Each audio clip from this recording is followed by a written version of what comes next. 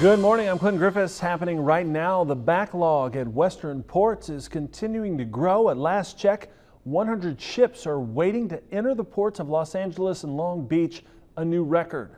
The last record was 97. That was set just last month. And the number is expected to grow with 45 ships scheduled to arrive over the next couple of days.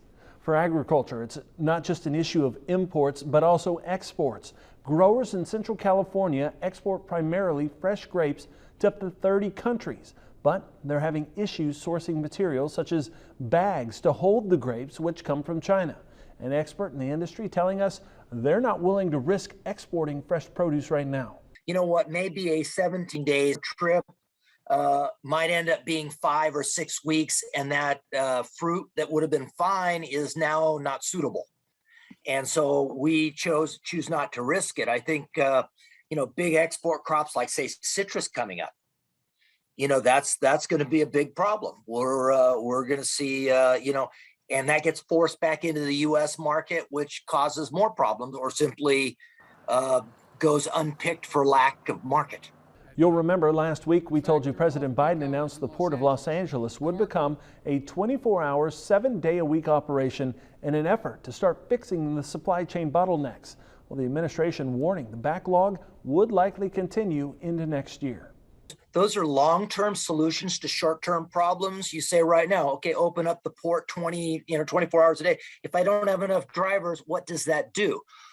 Probably one of the best things to do right now would be to expand the hours and miles that the current drivers.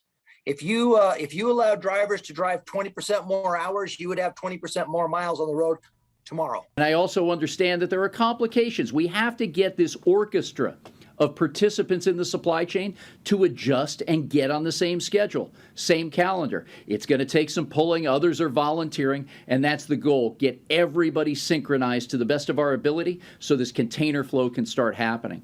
Again, the push system of operations. We know whose cargo is on the docks, where it's located, and how long it's been here.